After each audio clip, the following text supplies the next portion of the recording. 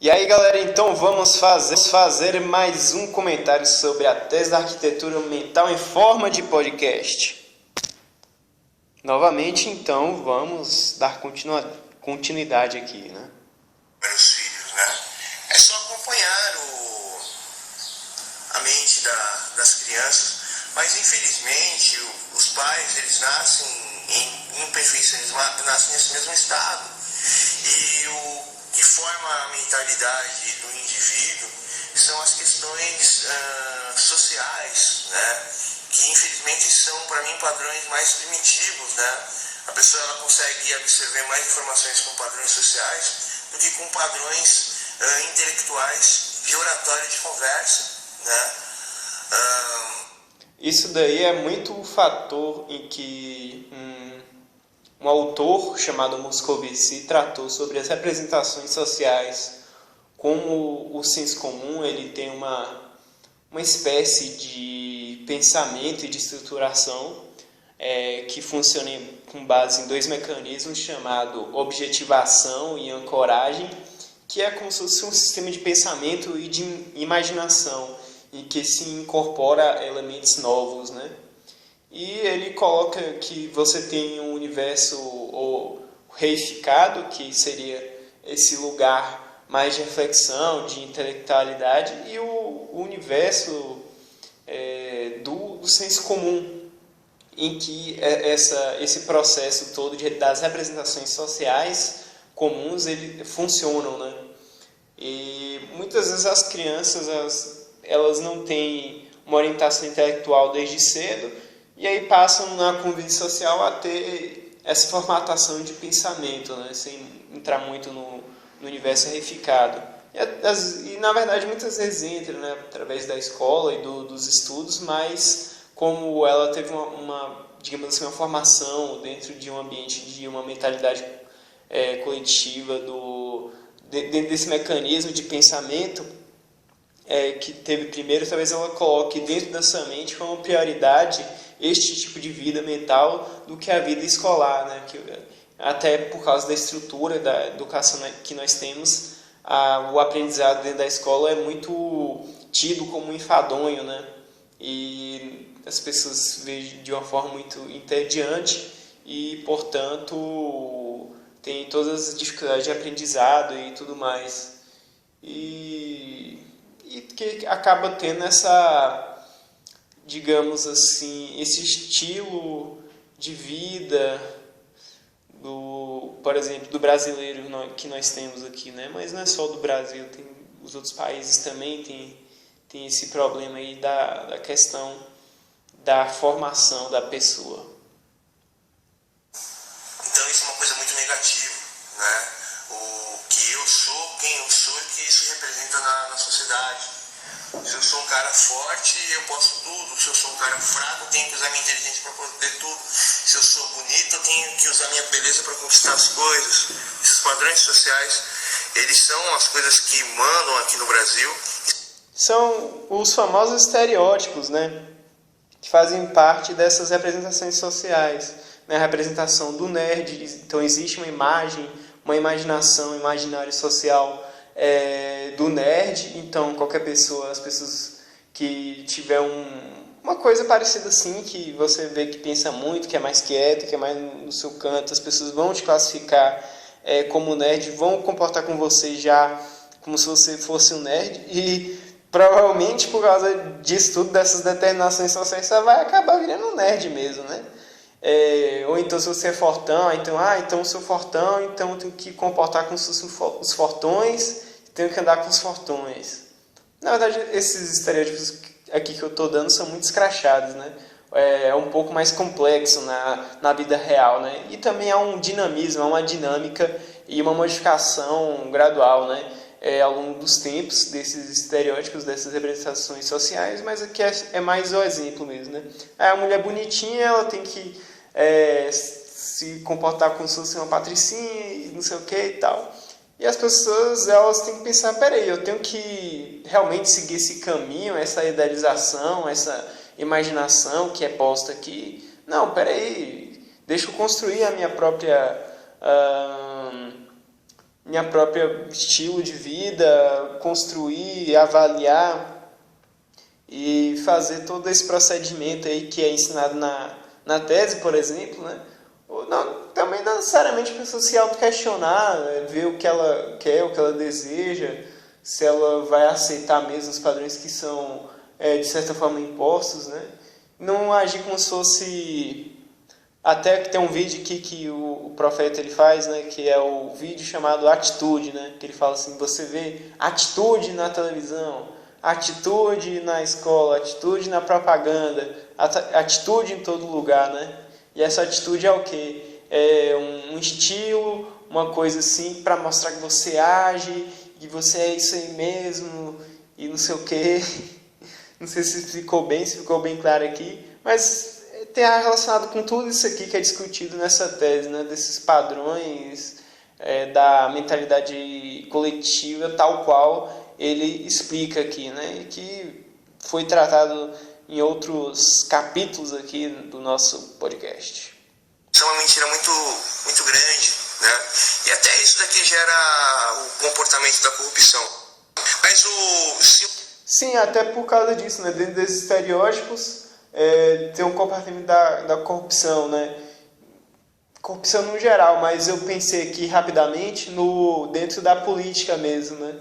Se existe uma cultura de relacionamento político dentro da sociedade, a partir do momento em que alguém entra para a política, vai vir um vereador, vir um legislador, bora colocar esse exemplo aqui, dentro desse meio já vai ter toda uma estilística, um modo de comportamento e de resolver as coisas, de diálogo ali, e que a pessoa basicamente vai sendo enredada dentro do sistema político ali, e daqui a pouco ela está corrupta mesmo, né? Principalmente no Brasil hoje, eu acho que infelizmente é muito difícil você se manter íntegro, né? Ela virou uma coisa ali, um negócio que está muito difícil de você realmente não ter uma corrupção lá, uma lavagem de dinheiro. E não só nisso, né?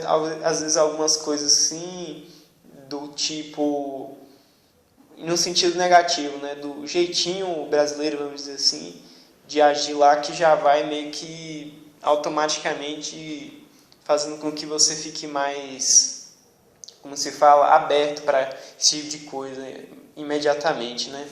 Realmente é um sistema, toda uma questão ali muito complexa para você poder ser uma pessoa que vá contra a correnteza disso, vamos dizer assim, né? Ele viesse, ou se os pais viessem em perfeição, né, no relacionamento, eles não se casariam por motivos ou por questões, e aí um simplesmente tem um relacionamento com o outro para satisfazer as suas vontades e colocam as suas vontades acima um do outro, colocam as suas vontades acima do que é correto, né? E a construção mental e intelectual deles é imparcial, é imperfeita, eles só veem o ponto de vista deles porque essa é a única verdade. E aí quando tem os filhos, não estão preparados para desenvolver os filhos, jogam.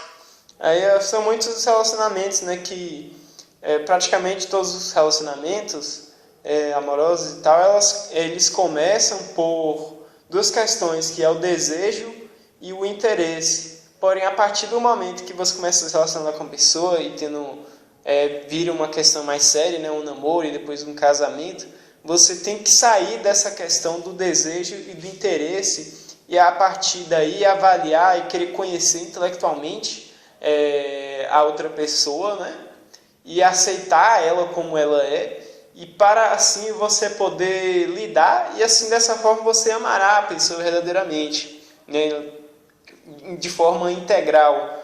É assim que deveria ser, né? Seria isso que ou que se aproximaria da perfeição dentro de um relacionamento. E a partir disso, sim, que tendo sido estabelecido esse tipo de relação, esse nível de amor, vamos dizer assim, que idealmente você estaria preparado para ter filhos, né, com toda essa estrutura, que a partir daí você vai poder instruir, ter toda uma capacidade mental de prever, saber lidar, enfim, todas essas questões, né? Eu queria colocar um parêntese aqui também, que eu lembrei de uma questão aqui, que nos podcasts anteriores eu acabei esquecendo de falar, né, ou não notei esse detalhe aí da tese dele, que é uma questão muito importante, né, do mecanismo emocional. Que ele fala que existe a questão e que existe a situação. Então, a expressão dos 3 sentimentos principais, né, que é a tristeza, a felicidade e a ira, elas podem manifestar nesses 2 contextos. Que é um contexto pontual, que é uma questão, ou seja, um acontecimento ali pontual que ocorre, sei lá, em uma hora ou em um momento, uma fração de segundos, que por exemplo, sei lá, eu me preparei para uma coisa e algo deu imprevisto. Eu fiquei com raiva disso, né? Porque esse imprevisto destruiu as minhas expectativas, aquilo que eu estava planejando fazer.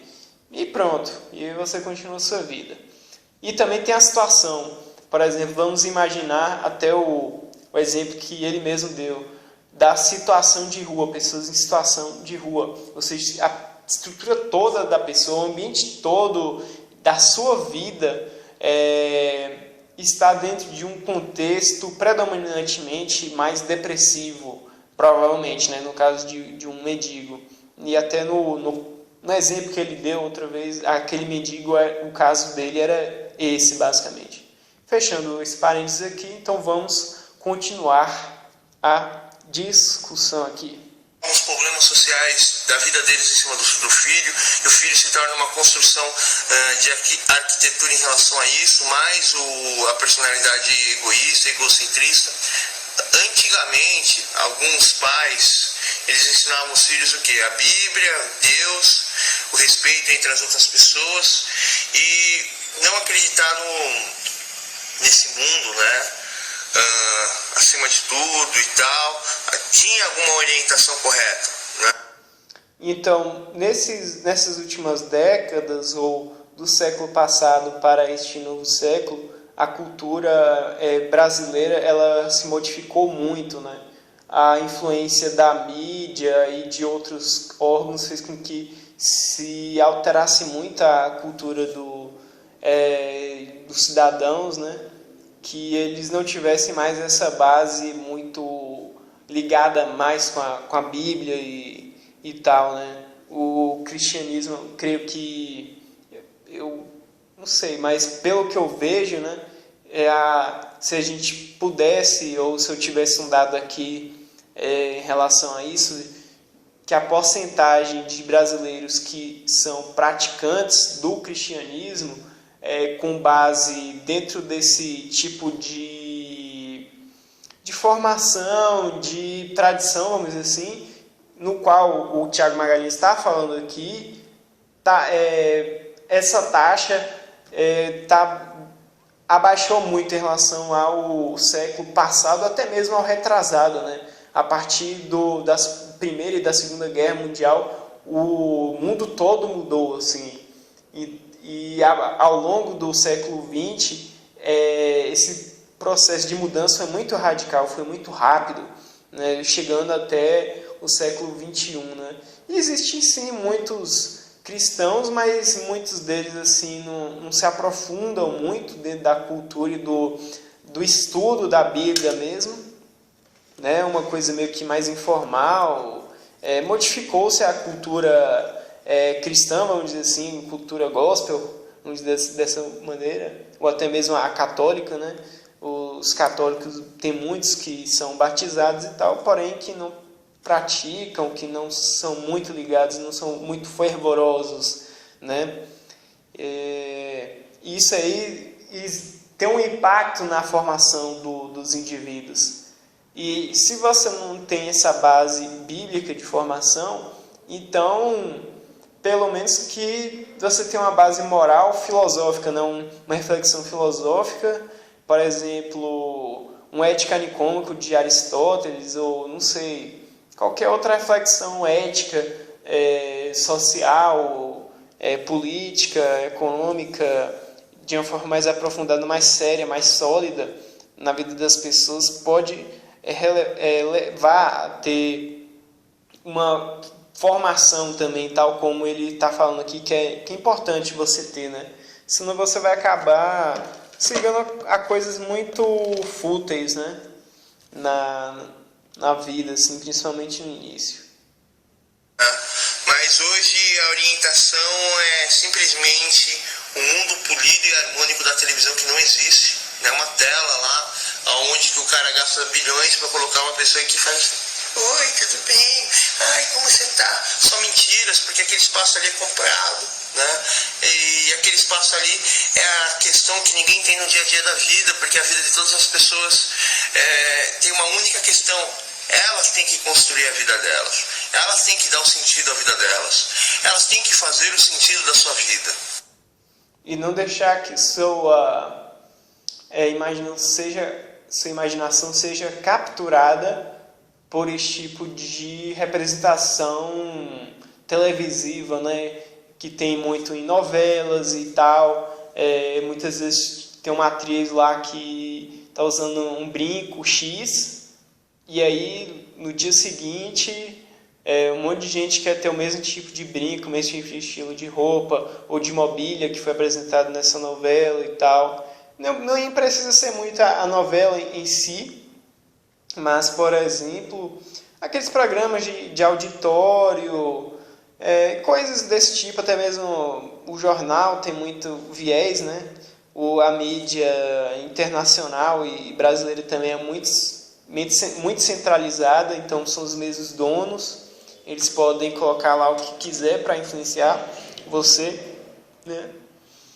E as pessoas, elas caem de bobeira assim nisso daí, dentro desse padrão, né? Às vezes não tem muita instrução, não tem uma visão muito crítica em relação à própria TV, e até tem gente que tem uma visão crítica, mas continua assistindo e acaba sendo influenciado do mesmo jeito, porque aonde você vai buscar predominantemente informação e você não tem uma informação alternativa, pelo menos, aí você vai, mesmo que você tenha uma visão crítica daquilo, como é a única fonte, o único input, você vai acabar sendo determinado por aquilo, né? Então, é melhor você se informar mais pela internet mesmo, gente. Infelizmente, se você gosta muito de ver TV e tal. E vamos continuando aqui. Então, é muito triste a nossa sociedade, né? E para você conseguir dar uma educação ao seu filho, basta acompanhar, entender e perguntar o porquê que ele está agindo dessa maneira, né? E você, que está diretamente relacionado, quando ele começa a ir para a escola, você começa a perceber que ele começa a perder algumas características da criação do pai e da mãe e absorver as características da convivência em grupo, né? E como ele está em grupo, ele vai ter uma reação isolado, agressivo, revoltado, odioso, depressivo, contente. Mas você tem que ver quais são as moedas de troca, como ele está vencendo e perdendo. Porque muitas vezes a vitória dele não é nos estudos. Pode ser numa namorada, pode ser em usar alguma coisa ilícita, ou dirigir o carro, ou mentir para as pessoas, né? Sim, em relação a esse comentário que ele fez agora sobre a educação dos seus filhos, da criança, e você compreender, né? Um estudo importante para isso, né? Estudo da psicologia do desenvolvimento, da infantil.